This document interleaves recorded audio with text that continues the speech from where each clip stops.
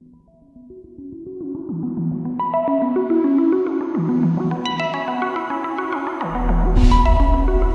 morning. It's 30 minutes past the hour. We're going to say good morning together now to a guy in Ohio in his hospital bed because he's being treated for the coronavirus right now. Now, at first he said, I didn't think I would survive. Protect yourselves. Do not go in the crowds. Do not shake hands. Stop hugging each other. Wash your hands continually. They don't know how I got it. No one in my circle has been sick or exposed. Kevin Harris is joining us now. Good morning from, I think, St. Joseph in Warren, Ohio. And Kevin, at least you have the breathing apparatus out of your nose. How you doing? Oh, I'm doing great. I just found out 2 days ago I'm gonna live. I'm actually excited.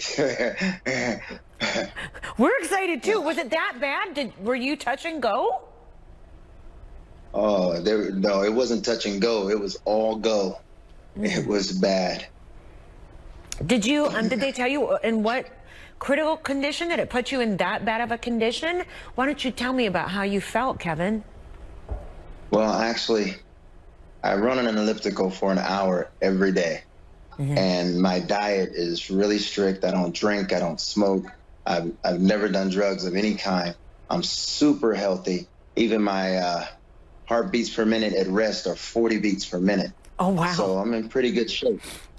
And the virus was like, oh, I'm going to fix you. You think you're healthy? Let me show you what I can do to healthy people.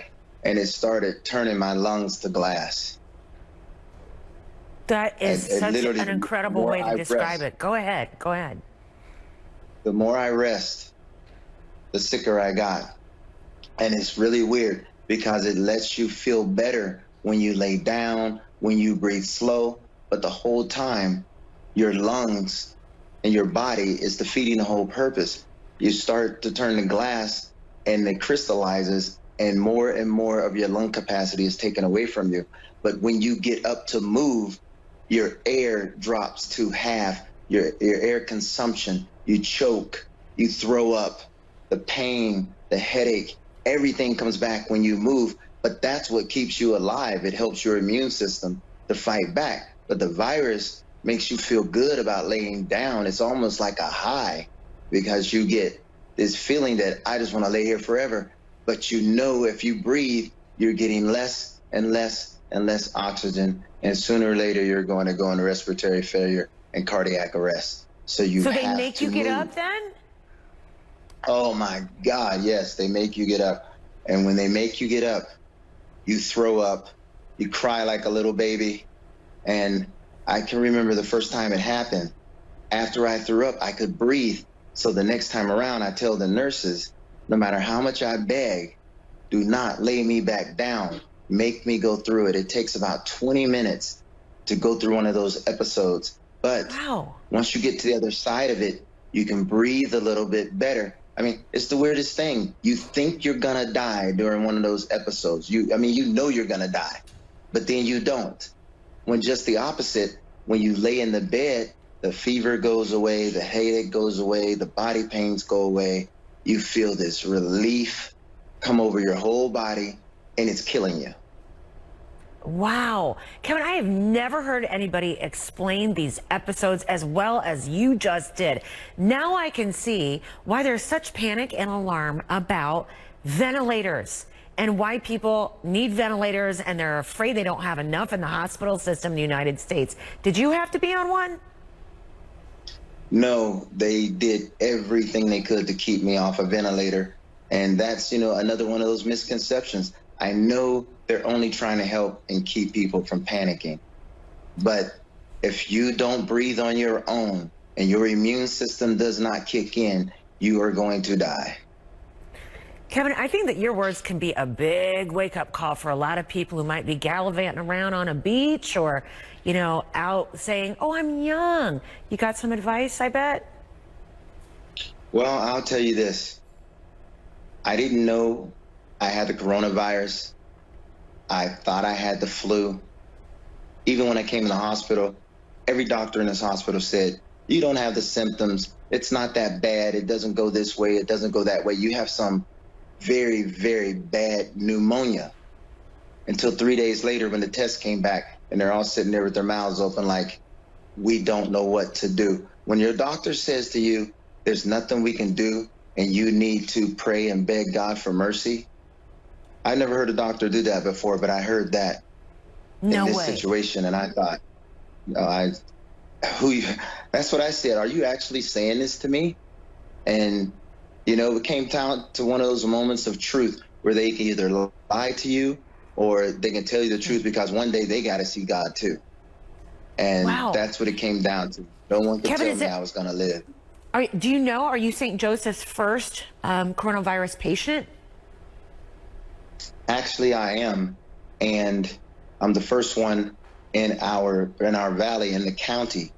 And the thing about that was I own a body shop and construction. We do a bunch of other things. So I see 30 to 40 people a day, most of which I've never met before. But because I'm so, public and such a major public profile, I tend to find times to be alone for days at a time. So it just so happened the 10 days before I got sick, I hadn't spoken to anyone closer than 7 or 8 feet. And most of the places I went out of town. So people didn't know me, so I didn't have to talk to people. I was just in a Kevin mode and I didn't want to be bothered. When I got sick, my son was coming home from school for spring break. My employees wanted to come over and check on me, and I wouldn't let anybody in the house. I kept telling them, you cannot come in here. Whatever I got, it is bad, and you don't want this flu. Because the doctor saw me for 30 seconds, and no test, no nothing, said, man, you got the flu really bad, and gave me Tamiflu and sent me home. And fortunately, that was the only place I had gone to. Now, the killer of all that is that law thing. I kept laying in the bed because I felt better when I laid still. And then one day I realized I'm not going to be able to breathe the next time I have an episode. And they got me to the hospital. And then, like I said, 3 days later, I got the coronavirus. No one thought I had it.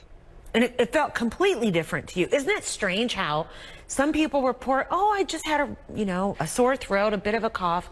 Well, other people like yourself, an exerciser, only 55, it has you in a hospital bed. Kevin, what are they telling you right now? How long may you have to be there? You've been there 11 days, I think. How are you now?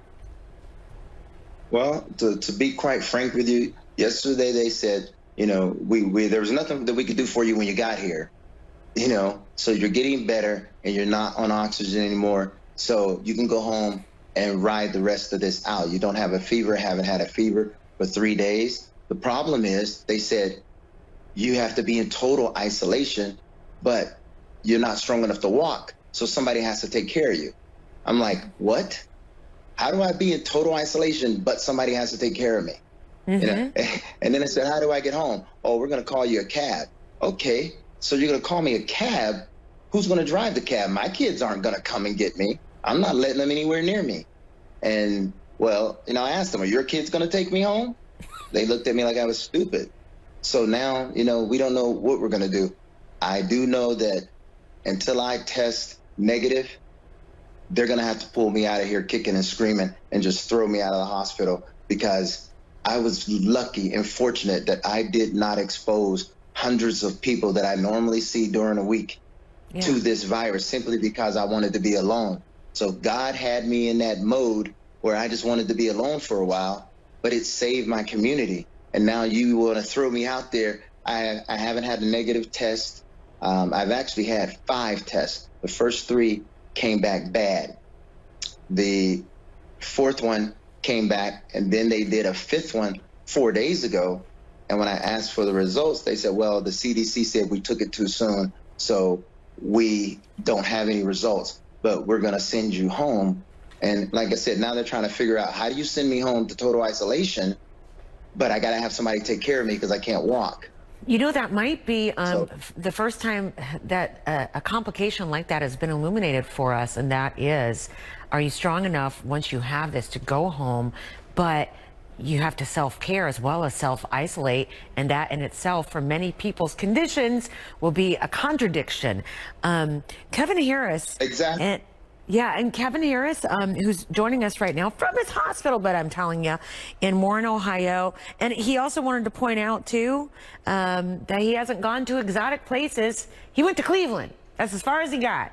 And somehow it's come down with coronavirus. Hey, Kevin, how you passing the time? Robin, I am so sick. I do not care. Got it. I don't care if I sleep in the dark. I don't care if I be alone. You know, one thing is that the healthcare workers are those, I mean, you talk about heroes. They come in here with smiles. They have children. They've even got people in the community ostracizing them for taking care of me. And these people are risking their lives and the lives of their families, but the community is rejecting them because everybody's scared of the virus. I've never seen anything like it. And yet Let's they not still do that, keep right? They are coming the and heroes. Yeah, and they know what I've been through. Imagine, they don't want this, but they've had to listen to my story 100 times, how it takes me an hour to get to the bathroom. My bathroom is 50 feet away from my bedroom, and I'd have to go 10 or 15 feet and lay on the floor for 20 minutes to catch my breath and then continue to the bathroom. I mean, this is real. And this is one of the reasons why they don't want to send me home now, because they already know I went through 6 days where I crawled to the bathroom or I made a ham sandwich on the floor of my kitchen because I couldn't get up against the counter and the table to put Miracle Whip on my sandwich. I ate my sandwich on the floor with my employees standing outside the door begging me to let them in the house. And I told them, no, they can't come in here. This is bad, Robin. It's going to be really bad for a lot of people. Kevin Harris, we are all ears, and we're all hope for you too, that you continue to get better. I'm going to ask our producers to keep in contact with you. If we can send you right now a mental get well card, we all are.